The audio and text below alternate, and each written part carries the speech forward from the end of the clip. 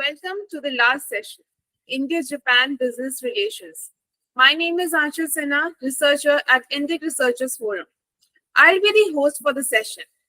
It is my honor to introduce eminent speakers from business sector with vast experience in building startups and playing a crucial role in India-Japan business relations. We have Mr. Siddharth Deshmukh, Ikuo Kawauchi, and M.S. Sudhakaran sir as the speakers. The session chair of this session is Commodore Sujit Samadar, Nausena Medal. Commodore Sujit Samadar graduated from IIT Roorkee in 1978. Samadar sir began his career as an engineer trainee with Tata Consulting Engineers, Mumbai. Commissioned into the Indian Navy in 1980, Samadar sir held various staff, 4 command appointments, and retired in 2009 as Principal Director, Naval Plans. He has been an international fellow at the GIIA, Tokyo, and admired R.D. Katari Fellow at the USI New Delhi. He is an alumnus of the United Nations University, Tokyo, University of Madras, Chennai, DSSC Wellington, CAWS Secunderabad, and NIDS Tokyo. He has been the directing staff at DSSC Wellington and CNW Mumbai. Post-retirement, he has served as Vice President Operations, Nova Integrated Systems, a Tata enterprise, and Director and CEO of Shin Maiwa Industries, India Private Limited. Samadar sir was Senior Consultant, Niti Aayog, Government of India until January 2019. He is presently Advisor at FICCI and Distinguished Fellow at the Center for Air Power Studies, New Delhi. I now hand over to Sujit Samadar sir. Thank you, Anshul, for that introduction. I hope I am up to speed on your introduction. And let me begin by thanking you all, particularly the Indic Forum, for hosting this wonderful day-long session. And I think it's been a very, very productive day. We are a little short of time, so I'm going to keep my opening remarks very, very briefly. As the trend of the conversation from the morning has shown, we have discussed various issues. Firstly, the political leadership's commitment, or what we call as the commander's intent, and I think that is clearly visible on both sides, between Japan and India, on the requirement for closer relationships. We also delved into the cultural aspects, and we saw how old our relations are, beginning from Nara in 726 AD or so, and then continuing thereafter on to strategic issues, and finally talking about defense collaboration. We spoke about Shin Maiwa's US-2 program, which I was fortunate to lead in India.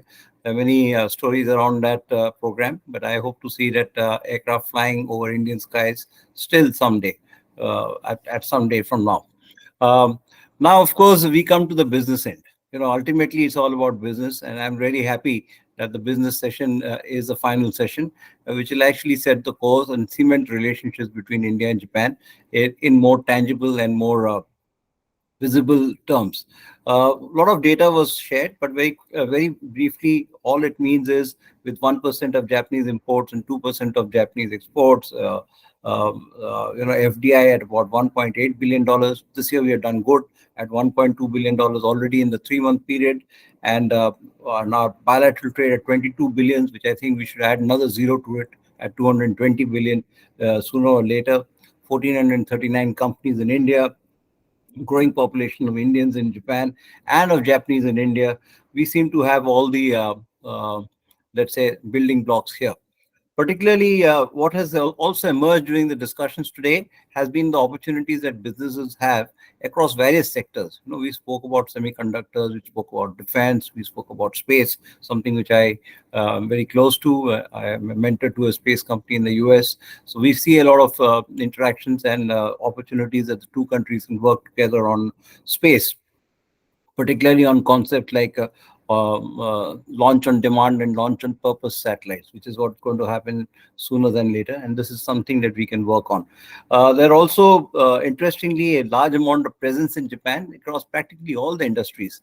And I'm very fascinated to discover today that Japan's food industry has also managed to come to India, and they really make some smart stuff, which is very tasty, nutritious, and very nice to see the Japanese food industry coming in.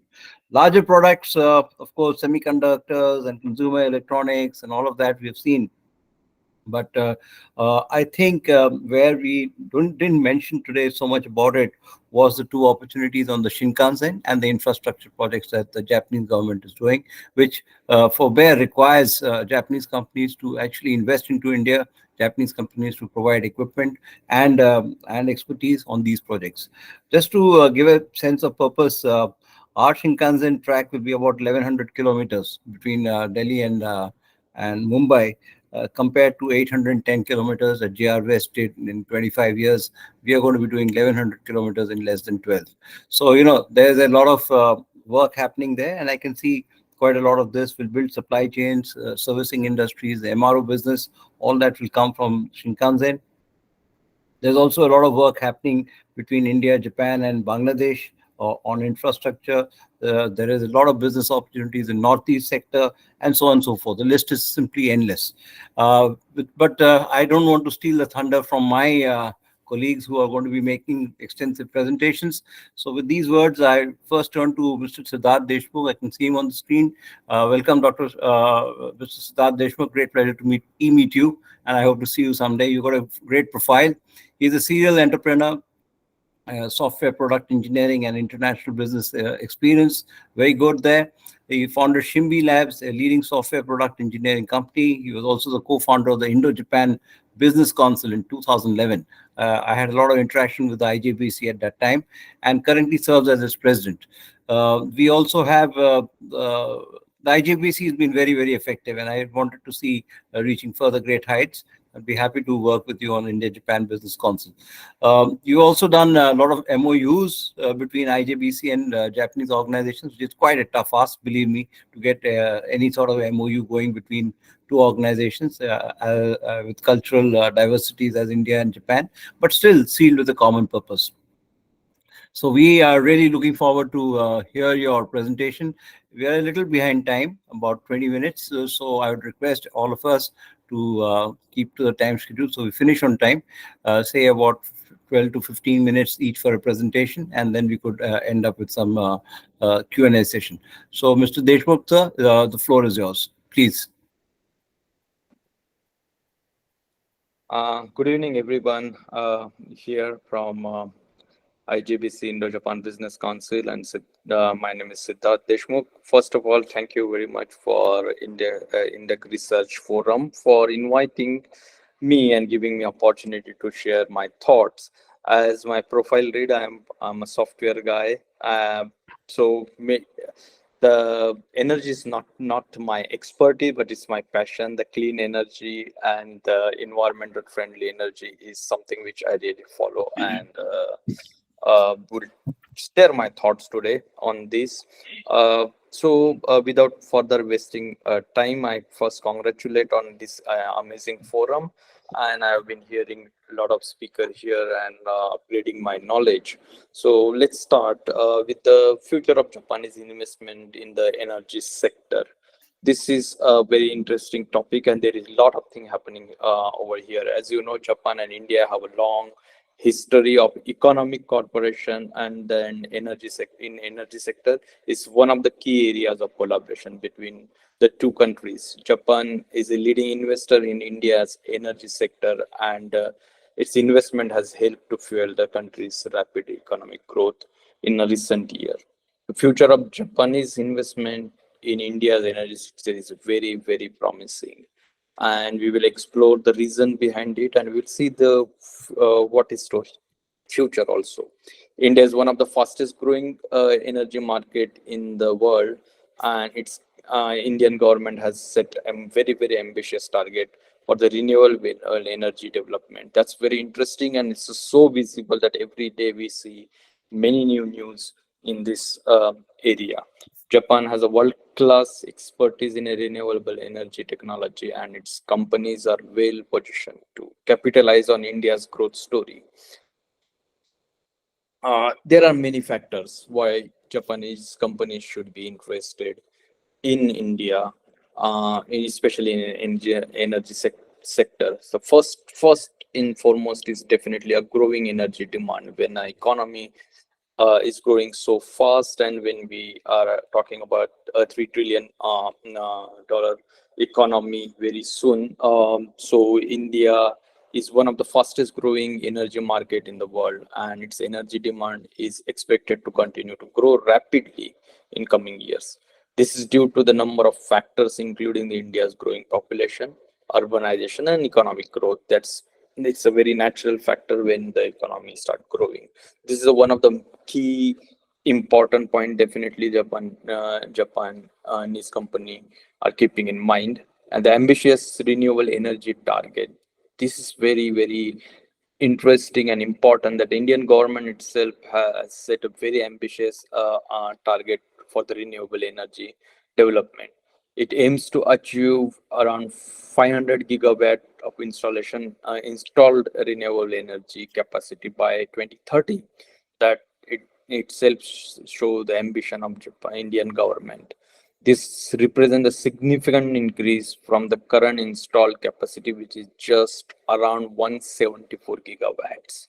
So there is enormous possibility and work need to be done to take it from 174 to 500 gigawatt within next 5 to 6 years. That's very tough job, but I think we will do it. And that's create a very interesting opportunity for not only Japanese company, for the companies all over the world, but specifically Japanese companies, considering the relationship between the India and Japan. The favorable investment climate. Recently, the Indian government has taken number of steps to improve the investment climate in the energy sector in particularly. These include streamlining the regulatory process, providing tax breaks and other incentives to the investor, and developing the robust infrastructure network. Of course, there is always a scope of improvement, and I am very hopeful that more steps will be taken to make it much more easier to invest in India. The stronger economic ties, Japan and India have strong economic ties, and this is another factor that is driving the Japanese investment in India's energy sector. Japanese companies have a good understanding of Indian market, especially in the energy sector, because it's not today. Japan is investing in energy sector since long. It's accelerated in recent year, and it will continue to accelerate, and that's why they have certain amount of confidence that is required to continue to invest in a long term growth prospect. And that is very good news, because most of the time we have seen that the Japanese private sector investment comes slowly, because it takes a lot of time to build the confidence. But we know in this particular sector is slightly different story. Uh, the Japan's investment in Indian energy sector is in a diverse areas, especially in a renewable energy. So some of the areas where Japanese companies are interested to invest are renewable energy. Number one, that's where India is also looking at Japan for the technology. Japan is a leading investor in renewable energy in India. Japanese companies are investing in a solar, wind, and biomass energy project across the country. For example, the SoftBank Group is investing around 20 billion in solar energy project in India. This is just one of the example. There are multiple examples. Usually, if we include too many numbers in a presentation or a talk, it just can lead to confusion. So I'm just keeping it more simple in interest of a time and cutting down on those. But just what is one example can give you that idea. Next is energy efficiency.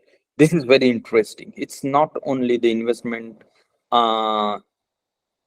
in energy sector and producing the energy, because there will be always more demand and more demand and more demand. But we need to use it efficiently. The Japanese companies are also investing in energy efficiency projects in India. These projects aim to reduce the India's energy consumption and improve its energy security. This is very interesting. They are not only helping us to produce new energy, improve the capacity, but also reduce the energy consumption in a way improving the efficiency. That is very important. The smart grid and the AI technologies are much more advanced today, which can help us to improve the efficiency of the way we use the energy. One of the example definitely I would like to mention here is Mitsubishi Electric is working with Indian government to implement the energy efficiency measures in all the public buildings in India. That's very interesting. When most of the public buildings, if they are more energy efficient, you can save a lot of energy and you can reuse that energy somewhere else. So energy efficiency is another area where many Japanese companies are investing. Then comes the oil and gas. Japanese companies are also investing in the oil and gas sector in India. For example, ONGC and overseas arm of Indian Oil and Natural Gas Corporation has a number of joint venture with the Japanese companies for oil and gas exploration and production. So interestingly, all this investment also is coming to India from another point of view, that is Japan's own energy security. Remember, Japan is heavily dependent on entire its energy security.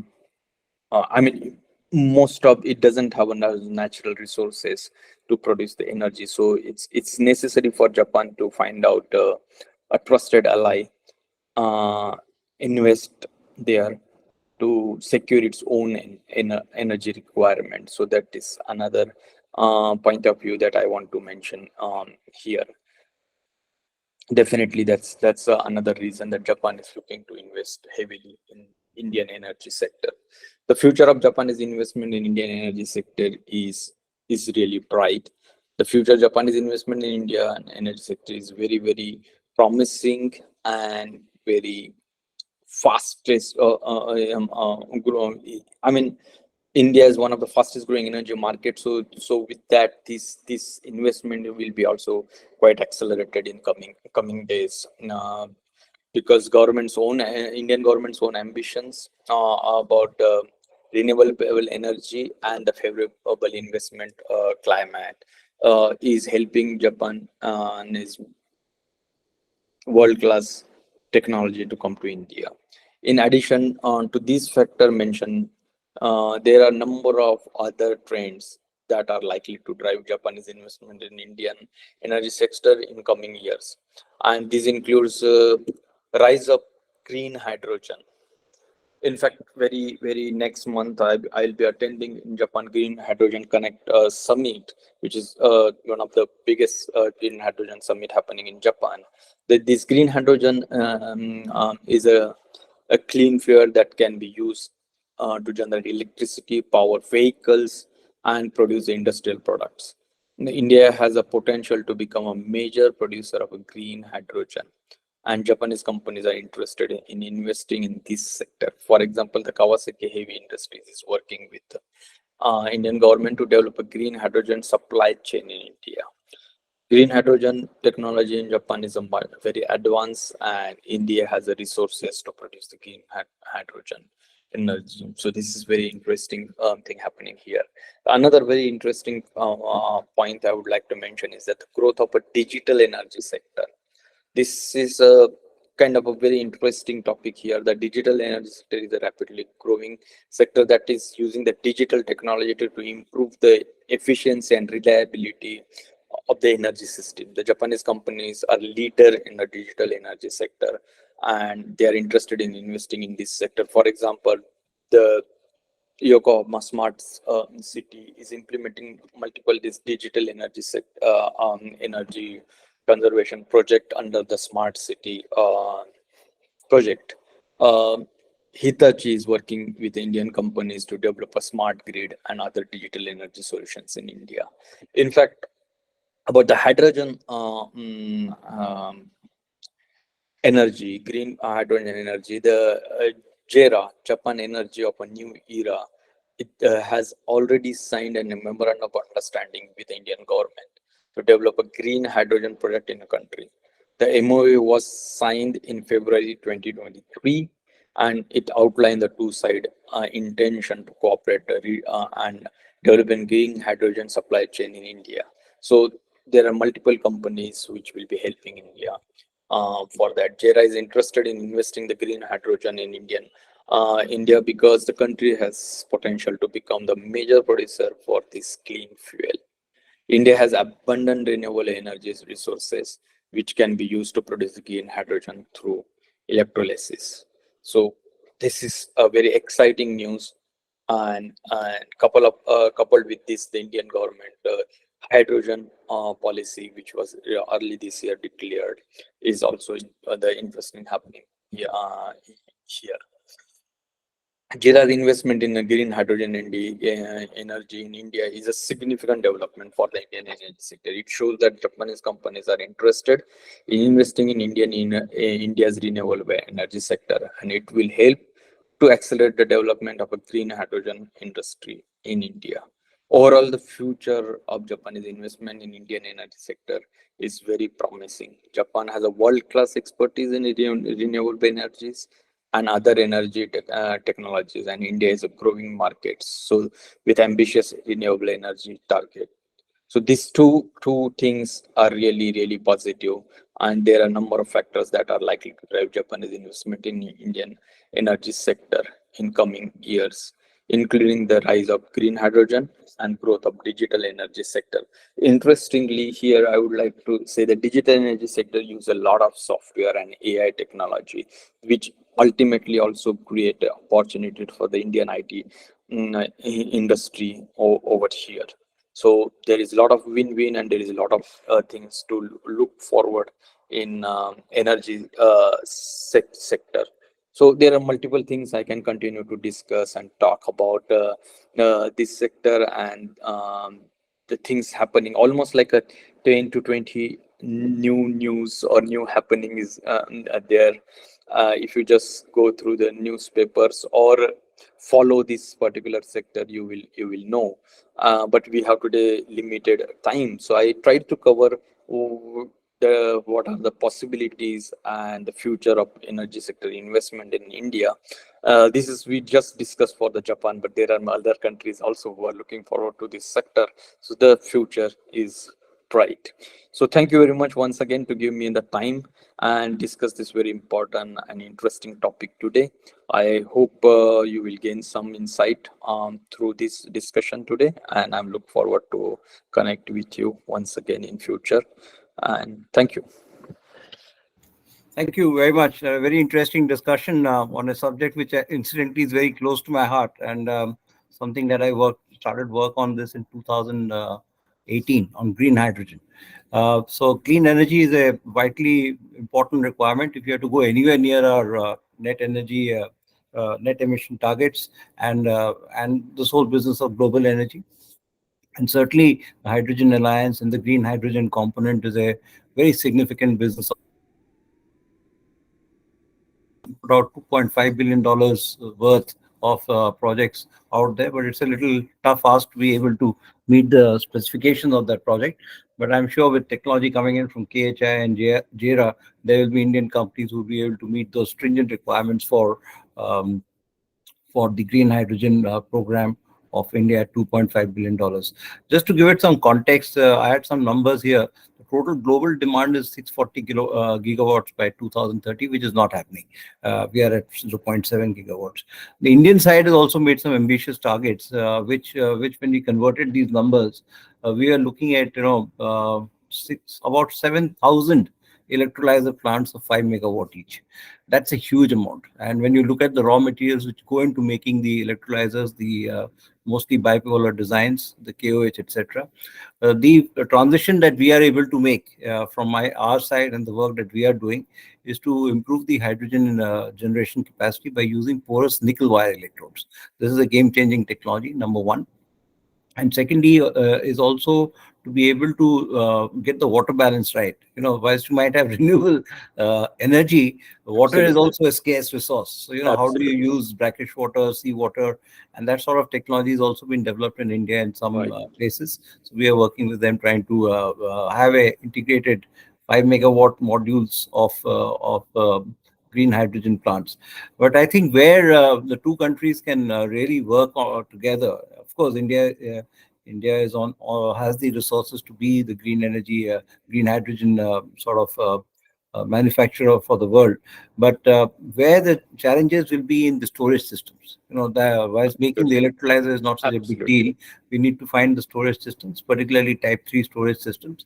So that's the sort of technology collaboration that we want, because we can make the hydrogen efficiently, but the entire Storage. utilization of that hydrogen Yes. depends Storage and on the carrying is the storage main and problem. transportation Yes. systems. Yes. But I think this has been very interesting, and of course your contribution on ideas on digital energy, this whole concept of using software enabled digital twins of the transmission grids to be able to identify and locate coronas, hotspots, slags, etc., in the transmission and distribution system will actually add a lot of value to this point. And one final point, I just checked up some time ago since we were speaking on this. Our per capita energy consumption is at 7,000 kilowatt hour per capita. Japan is at 40,000. The US is at 78,000. And if you're moving anywhere, becoming a $5 trillion or $10 trillion economy, this 7,000 is not going to work for us. It will Right. probably be close to at least 25,000. So that gives us plenty of head space for growth. And for those of us who are listening on to this conversation, should be able to identify the business opportunity that lies in the energy sector for India, particularly on the green energy sector. But thank you very much. I think you gave us a very nice heads up opportunity for our listeners to be able to tap into these areas of work where there is obvious congruence of ideas.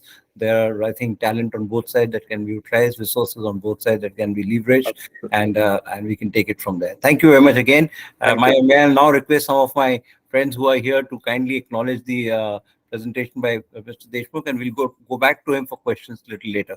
But thank you very much for your Thank you. presentation. Thank you. Thank you very much. And now it's my present duty to invite Kawauchi-san, my old friend, and so delighted to be meeting him today on this e-forum. The last time we met was when we had some kebabs in Saket Mall, maybe 5 years ago. But I've not been, I can't recall after. Yeah, that's been very good. Kawaji-san is a very famous personality as far as the India-Japan initiative is concerned. He's been a business consultant. He's been a mentor. He's incubated Japanese startups, and I think he's a regular man at our embassy at Kudanshita, and joining in for all our activities. And I don't think I really need to introduce him anymore. Kawauchi-san, どうぞありがとうございます。はい。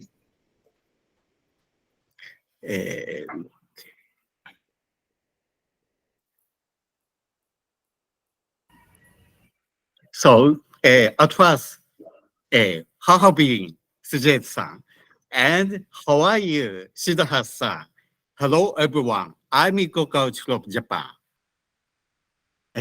Today, I would like to talk about understanding Japanese business culture, opportunity and lesson for Indian startup. At first, I will talk about the investment opportunity in Japan. Japan's economy is slowly picking up. Real GDP is growing positively. Private consumption recovering. Domestic demand, including capital investment, expanding.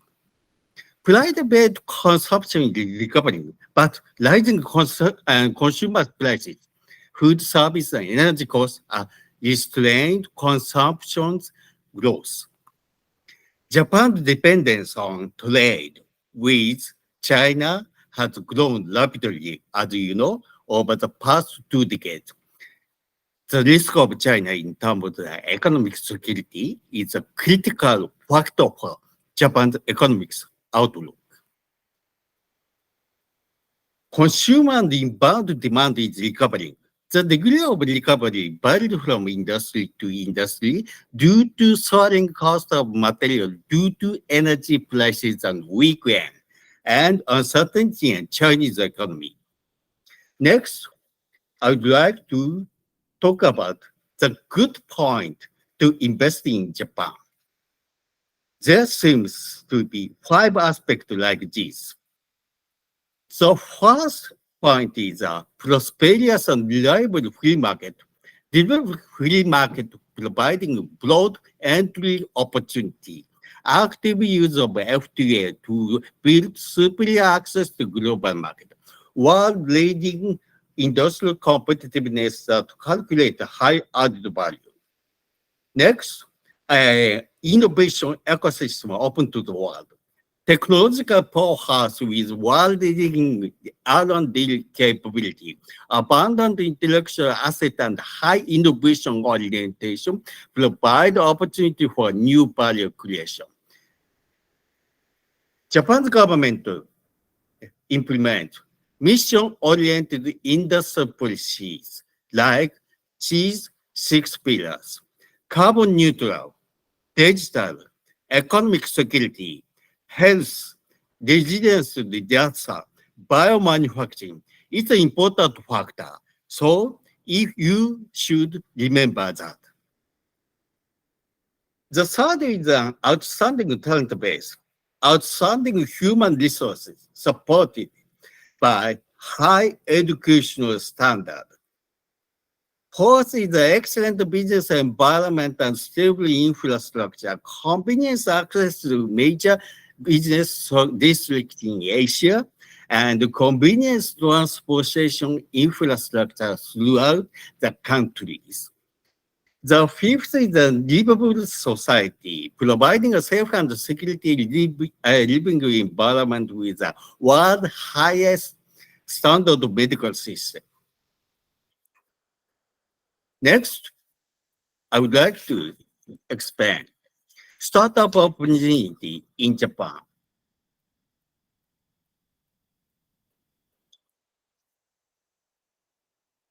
As you know, Japan as a country and Japanese people tend to extremely cautious, steady, avoid risk, basically. Therefore, starting a business, investing in new ventures, providing management support has not been very, very popular. However, with Japan's declining birth rate, increasing aging population, declining economic power, business world is gradually changing, and startup are being nurtured. Environment startup is changing, which is surprising in some way. However, the pace of pace of change is very, very slower than in other countries like India. As you are well aware, high percentage of startups fall to do well and go out of business. Recently, however, these have been some startups in Japan like this have overcome such difficulties and grown into large businesses. There are various reasons for that, but basically, the success factor is they match the market and respond to the need of the time. What is particularly noteworthy over the past 1 year is the change in the government attitude.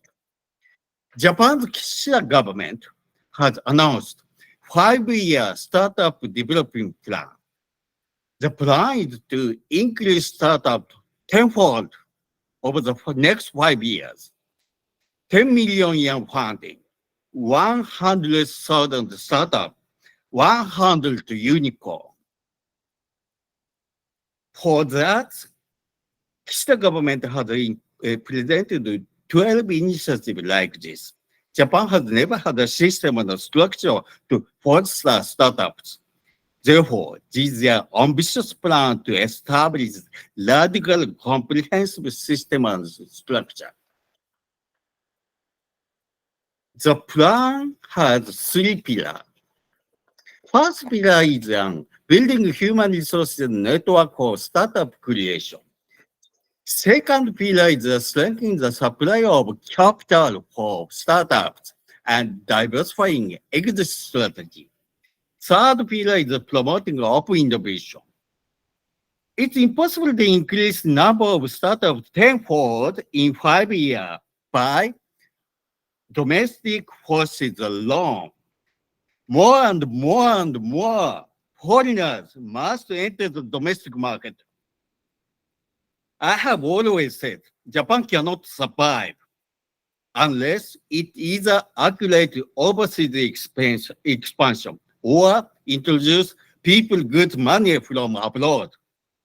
Japan's government is finally adopting such a policy.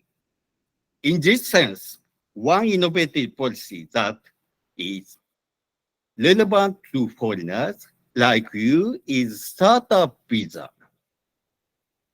Startup visa is designed to increase the acceptance of foreign entrepreneurs, promote entrepreneurships.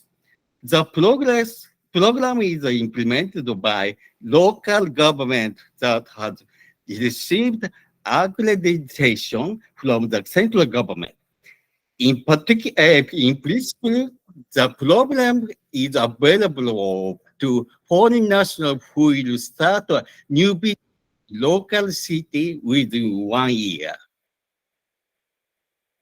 Applicable standard has been established like eligible business fields like this.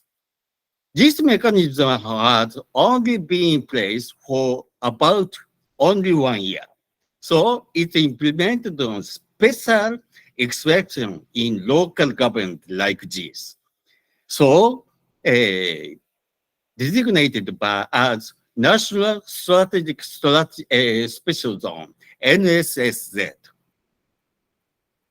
Although there are slight differences, each local government has implemented the almost the same basic framework in line with the central government policy. This is an example of a Hokkaido model. National Strategic Zone, Special Zone, NSSZ, was designated by government to boost international competitiveness of industry and promote the creation of a center by giving priority to advanced structural reform of economic city. There are main target sectors. There is a sector Japan is currently focused on and require new technology and new business, like urban regeneration, medical care, nursing, sightseeing, agriculture, forestry, foreign talent. It's good to keep them in mind. One thing that has changed remarkably in the past 1 year or so is startup event and community place has been established in Japan, mainly Tokyo. In February this year, Tokyo Metropolitan Government held mega startups event called City Tech Tokyo. Great number of startup professors from domestic overseas gathered at the event. Most of the startup specialists feel, and I also feel it was a great success.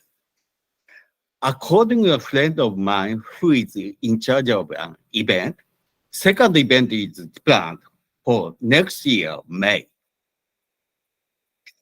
At Toranomon, Tokyo, there's a big startup community place named CIC Tokyo Venture Cafe. They held startup event almost every week. I have also made several presentations here. Among the event, Rocket Pitch Night Festival, the biggest event. The next Rocket Pitch Night will take place on November 30. Hundreds startups will make a pitch and several thousand startup professionals, domestic and overseas, will participate in this event. Shibuya City, one of the Tokyo metropolitan 23 cities, is designated as NSSZ and has organization called severe startup support, which excludes the startup visa. They hold startup event regularly. I have a close connection. I'm a mentor of severe startup. Next, I will introduce 14 business areas are currently attracting attention in Japan and are expected to grow in the near future. One aspect is an energy-related business. Offshore wind, solar, geothermal, hydrogen, fuel ammonia, next generation thermal, nuclear power. Next is transformation manufacturing related, automobiles, storage batteries, logistic people flow, civil engineering infrastructure, aircraft vessel, carbon recycle, materials, food agriculture, forestry, semiconductor information and communications. The third is a home and office related business. Houses, building, next generation power management, resource recycling, lifestyle. Japan-India Industrial Co-Creation Initiative was announced by Japan's government 2 months ago, July, to advance the quality of place of Japan-India Industrial Corporation to a new level in order to promote. Japan government will work on creation of future industries through innovation, evolution of existing industry, expansion in new market in Africa and elsewhere, reinforcement of cooperation implementation system. So, 4 factors, 4 areas which are listed as future industries: semiconductor, hydrogen ammonia, digital, transition finance are very, very important, especially important. Japan has declared its goal of becoming carbon neutral by 2050. To achieve this, Japan's government has created a regional decarbonization roadmap of what each individual person can do and organize zero carbon action 30. It consists of 8 categories and 30 items like this. This is a policy that encourages strong awareness of sustainability on every Japanese people. Japanese people awareness as a consumer is shifting toward a strong interest in global environment sustainability. Businesses are also prefer to meet such consumer needs. Business related to these items are also called green business. If you are considering doing business in Japan in the future, you may want to know these items. This awareness need for green society, green business has not certainly taken root among the Japanese people and Japanese society. There is a Japanese word, mottainai.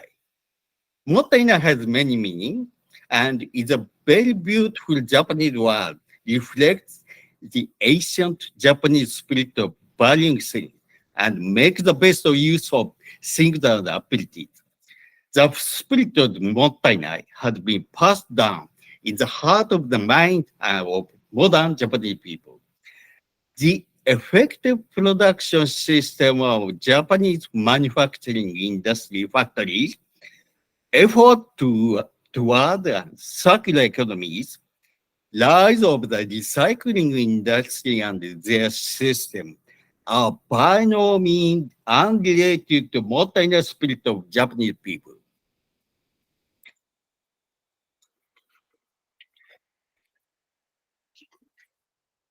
Business that solve social issues are also referred to as social business or social impact business. This is not the idea of using a profit of business for a good cause. This is the concept of business itself is a good thing. Doing business that is good for society. Such business idea has been deeply rooted in Japan for hundreds of years. In Japan, merchants from Omi shonin in Japanese, were very, very active. And Omi is today's Shiga prefecture near Osaka and Kyoto, and has the idea of doing business that is good for society. In other words, doing good for society. Their business philosophy was called Triple Win, Sampo Yoshi in Japanese. Good for seller, good for buyer, and good for society. If you are interested in Japan, you should definitely keep this word in mind. This year, India hosts G20. Japan hosts G7. India is trying to play a leading role in global south. India-Japan relations should enter a new phase. Various issues arising around the world today are difficult to resolve in bilateral relationships. I think multilateral framework is required. So in this means, India-Japan relation is a first step, not final word. We should move forward with dreamy future goal, much further ahead. Thank you so much for inviting me or for listening today. Thank you. If you have any question or need more information, please contact here. Thank you. Tanibot. Arigato gozaimasu. Hontoni, very good presentation this ne. But thank you. No. Fascinating. So I think we have learned some very interesting words, and some of them have come back to me. Mottenai is a very interesting Japanese philosophy, and Sampao Yoshi is also a very interesting way to work. Maybe you know this one. No. You are half Japanese. You are almost 80% Indian. So I think you brought out some very interesting ideas. 40 Marathi, ne? Yes, that is what it is. So I think the ideas about the startup visa is something that we should definitely work on. It's a very good idea. And of course, everything that you said was very fascinating, but I'm very focused on three things that you spoke about. One is, of course, resource recycling. We're now seeing a lot of Japanese companies in India who have entered the end-of-life vehicle recycling industry. Yes. They also entered the e-waste recycling industry.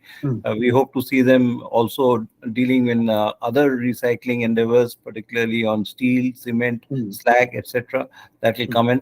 A common theme between the industries on both sides is sustainability, and I think you laid a lot of emphasis on sustainability as a business, as a sexy business. To say that today, I think sustainability is a sexy business, and whatever we do and that adds to sustainability will also add to your own profits of businesses. So thank you very much. Hello. Thank you very much, Kawauchi-san, for your excellent presentation. And with this, I now turn to our third speaker. We are a little behind time, so I will ask all of us to tighten up a bit. So I have with me Mr. Sudhakaran, MS Sudhakaran. He's the founder and CEO of Suja Shoei Industries Private Limited, based out of Tamil Nadu. From what I know, they work in the rubber space and gaskets, and have been I think a wholly owned subsidiary of the Shoei Corporation in Japan. And he's also a chartered accountant by profession. So with this short introduction, Mr. Sudhakaran, the floor is yours. Mr. Sudhakaran? Yeah, good evening, gentlemen. I still see the Kawauchi-san's card. Yeah, thank you very much. Good evening to you, Kawauchi-san. Namaste. Gombo on time, right? Gombo or konnichiwa? Hi. Konnichiwa. Hi, welcome. Always I get confused between Gombo and konnichiwa. So I think this is a Gomboan time. Hi. Okay. Thank you very much. And short notice inviting me to join a beautiful panel. To tell you the truth, I was also stuck in a jam and I'm quickly joining. The time left for me is also limited. So thank you very much, gentlemen. I will straight away get into the subject. First correction I would like to make, it's not a wholly owned subsidiary of Shoei Corporation. It's an Indo-Japanese company, which means my family, we own more than 75% of this company, and less than 25% is held by a Japanese company by name Shoei Corporation. That's a small correction. I'm not really much worried, but I thought I just heard our friend telling about it. Now, to all the gentlemen who is listening and seeing, I have switched off my video so that my internet lines are fairly in a position to carry the audio messages properly. Thanks once again, and good evening. Suja is a company, is a family. Uncles, my father gave a very small paltry sum in 1970, 50 years ago.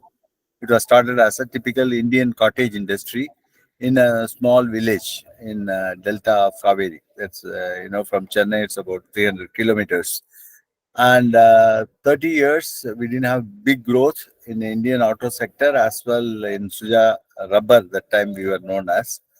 In somewhere around 99, 2000, we were introduced by Mikuni Corporation to Shoei as a supplier of many parts to them in Japan. Mikuni came for localization of some parts for Honda-san.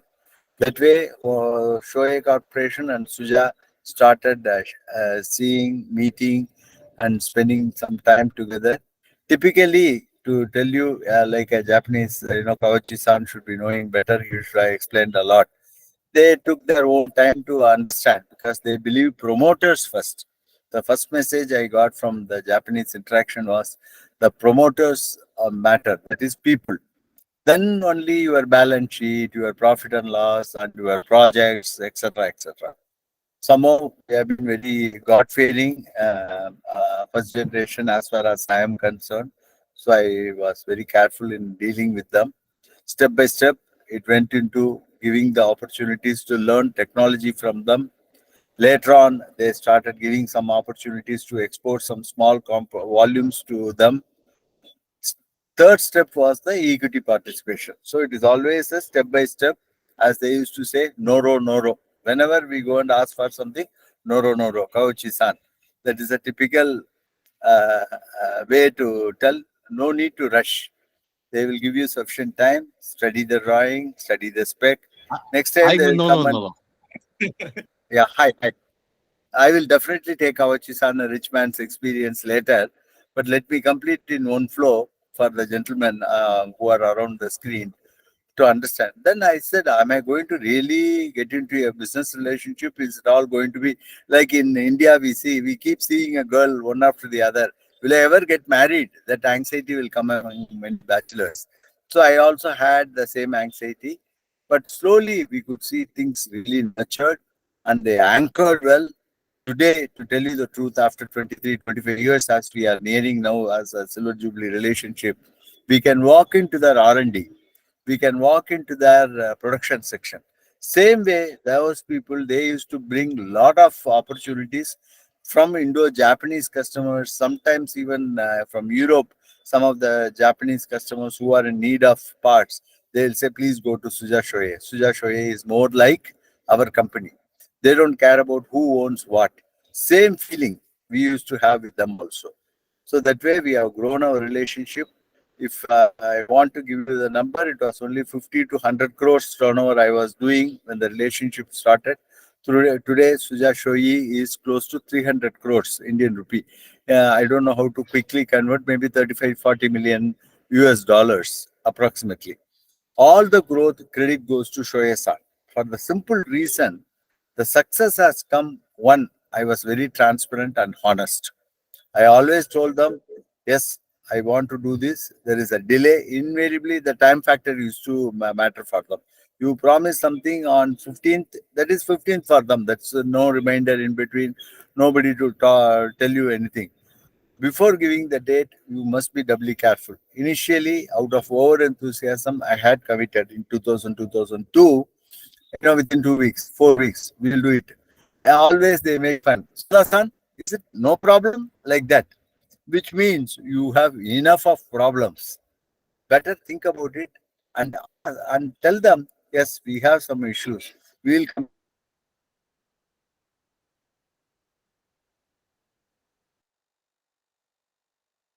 You are going to delay because they give you sufficient time. Material, prepare the specimen, same way to prepare the prototyping, mass production, whatever is required, they used to give sufficient time. If you miss, definitely make some shortcuts, you are in trouble. That was my experience in the initial years. Later, 2010-15 onwards, we understood each other. There was a perfect synchronization of thoughts and sharing of ideas, and we have been successful in getting many businesses from many transcontinental companies like Denso-san or Heihin-san. So many people. I don't want to be going on enumerating the Indo-Japanese companies or the global companies. So the sum of what I'm trying to say with the Japanese, my first round of experience was transparency, honesty, sticking to the time, and respecting the technology. First of all, they always believe, for example, they used to supply us some tool. Whenever they come into my factory, first they go rush and see the condition of the tool.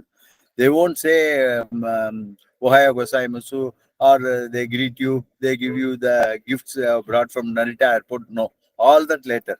They'll go like their own baby. If they see even a small stain in the kanakata, their mold, they will first and tell Sudasan, you are not maintaining this mold properly. Then we used to give you explanation. No, sir, this is no. Then he will say, use only distilled water. Use only, don't touch tap water. As if it's a potable water they care in the hotel rooms. So much of care, so much of care they used to take. So that is another thing as far as the technology is concerned, which comes through sometimes molds, sometimes through formulations. Same way you don't have a right to change even the source of material unless they give yes. You may say yes, the same carbon black I'm using, same FEF grade instead of X company I bought it Y. They'll say sorry. Even if you change the plant of the same maker, you'll have to get their permission. They will be very systematic, methodical. They believe in the supply chain, everybody follows it. This is another area which we started learning, horizontally deploying. Suja is supplying to so many German companies and American companies. We stick to all those forum changes very, very, very strictly. We don't want to just play around with the material because they say it is a small O-ring you are thinking. You make 1 kg compound, it will produce 1,000 O-rings. 1,000 O-rings will get fitted in 1,000 trucks. 1,000 trucks meaning it is carrying 30 or 35 passengers in each. So sorry, not trucks, the buses. So it is going to be 3,500 people are going to be taking the risk of your O-ring if something goes wrong. So much, they are carrying and teaching you the aspects, especially the values of human beings. Same way when they see any workforce, you are trying to stretch them too far, they say, no, don't strain. We understand we need quantity. You cannot ask them to come all the 7 days and pay overtime. We don't want such production. You increase the cavities, you reduce your cycle time, whatever you want. That is in your hands. But don't try to run during lunchtime. Don't deny them of a tea break. They don't like it. See, all these things, what I learned, which, of course, if I had been given a longer time, the success doesn't come with, as far as my limited experience of 25, 30 years, doesn't come overnight. Number two, if you are patient and systematically follow the systems, they don't teach you real rocket sciences. They don't really bother about it. Rocket science, don't worry, we have scientists to do. But in the Gemba level, on the Gemba level, everybody should follow some discipline. 5S means the true 5S. You must lean down, pick up the waste. You can see a Toyota MD does it. You can see Shoei-san MD does it. Same way they expect even an elderly person in our factory. When you are walking through the corridor, you are seeing a small dust Clean it immediately. Don't wait for somebody to come clean it. These are all, 5 years way of life it should be. Like that, many things, Kaizens, whatever we are talking about, and on, there is something, single piece flow. You can name it. We are all thought initially they are all meant for only Toyota production system, not for companies like Suja. But subsequently, we learned if you are well organized, if you have that aptitude and attitude in place, you can practice. Whatever is said in Toyota, whatever is practiced in Nagoya or my collaborators' company is somewhere near Fukushima, we can also do it. So it is all again the vow we as Indians we should take, especially as entrepreneurs and CEOs. If you take that as your sankalp, you say, yes, I will do it. I will make my subordinates do it. Then it happens. Today we engage more than 1,000 people in my factories across. All of them, majority, whoever have put in at least about 15 years of service with me, they all know what Suja Shoei stands for. And they who taught, before that we had a uniform, let us say, it was, I think, it was a steel gray color. And then they said, you have the courage to use the white, like a Honda-san. And then I was hesitant, white means all black. Let it come, let the blacks come. Then only you will know the flying particles are there. Today, Suja is using a white shirt. Of course, my boys wanted a black so that they looked more like a pilots or some other officials. So we have opted for a black and white. So such culture they imbibe. They not only teach you every time they look at what you are doing. Are you really practicing? We were to collaborate with another company near Osaka. I forgot. It didn't take place. When they came, they said, don't have buttons in your t-shirts. Have only the quick fasteners. Then I asked why. No, you are in a mixing department. When you are going to stoop down or do something, the buttons may snap. If it snaps, it may fall into your material mixing. The machine will mix that button or that small threads, and that becomes a foreign matter. So meticulous. So the meticulousness is another thing. And we may think, why they take such a long time? They take anything and everything, immediately they will jot down notes. And there must be a whiteboard. There must be always, these days digital have come. Earlier, we had only real whiteboards like a school or a college. We used to take digital camera photos, immediately print it, store it. They come after 6 months, they will refer it. In our case, sometimes we write, we minute it, we put it in some file. Later on, we'll be searching. There will not be any searching at all. There will be a continuity. These are the things, sir, gentlemen and lady, if it all available, wonderful things and journey we have been having. I am now 64-year-old. When I started my journey, earlier to that, I was in Madurai also, another company. It was also a Japanese. I was instrumental in getting on collaboration for that. That was around 23, 24 of my age, 40 years ago. Subsequently, this Suja Shoei, my own company. The experience is wonderful. And I am seeing day in, day out, whenever I have been traveling ever since, I have been traveling. The Shinkansen arrives on time, it arrives on time. No need to. All these now, Indians, we have started following, sir. And we are also taking, today I'm very happy to hear, somewhere I also read, 7 minutes cleaning of Shinkansen. India, we are introducing 14 minutes cleaning of our Vande Bharat. Of course, Vande Bharat is not like a Shinkansen traveling at that high speed. But our, I would say, we have a tendency to contaminate, pollute our coaches. We are campaigning now from 1st October onwards in main stations within 14 minutes. So all of us, I only make it from as a very humble beginning I had. Today I'm reasonably successful. I don't want to say, even though they have used that adjective. I'm not bad. I am definitely. That is why whoever visits our factory from Europe, from America, oh yes, you have the Japanese culture. They see that the genuineness of our practice. They say, yes, yes, we could see how clean you are trying to maintain. We are trying here and there. We cannot definitely go and make ourselves at par with the Shoei what it is in Japan. We are close to that, 85 to 90%, sir. So, what I would like to share in the next few minutes is definitely Japanese collaboration is tough to get, very tough to enter. Once you enter that family, they accept you in that family. I think we are blessed as an Indo companies. Very big companies, multinationals, Mahindra, Tatas, or TVS, getting a Japanese collaboration is not a big deal. I'm only representing, I'm the voice of an SME. It was possible 25 years ago, where the communications were very limited. Telex at those days. We will have to send a telex only. Sometimes they go garbled. And Japanese, for them to understand all my English text and then come back to us. And our travel used to be very expensive. All that have gone. Today, click of a button, all of us are on a screen today. So wonderful things are happening. Between two countries also, FTA is not going to be too far. I expect many good relationship to happen between India, thanks for calling it as a Bharat, Japan, Nihon. Then we should also call it, sir, Kawuchi-san. You should tell them next time Bharat, Nihon, not Bharat, India, Bharat, Japan. Chotu, change, please. Hi. Thank you. So with that, sir, hopefully I have conveyed. I was a bit fast because I was not really Shinkansen. I was trying to be Vande Bharat. So thank you very much for giving this opportunity. And all Thank of you. you gentlemen, I will definitely give the address to the organizer. Most welcome to my plant. Kojo, anytime welcome. Kauchi-san, whenever you are coming to Minami, India, from Chennai, I will pick you up. Chennai. You are my Okay, guest. okay. Yeah. I will Domo, go. domo. Yeah. Domo arigatou gozaimasu. はい、ありがとうございます。Thank you very much. Thank you. Thank you.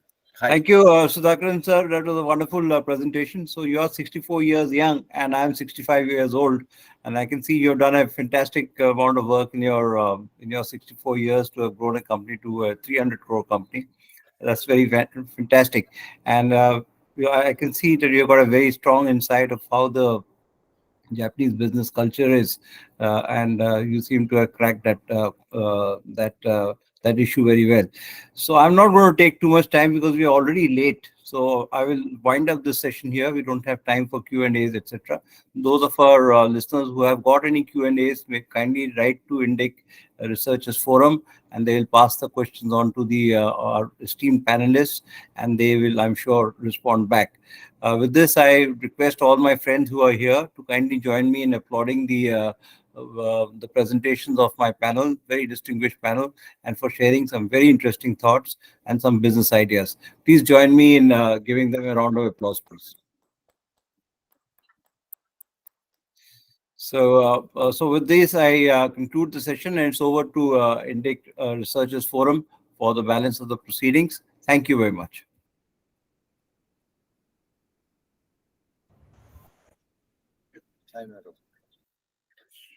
Thank you so much, Sujit-san. Yeah.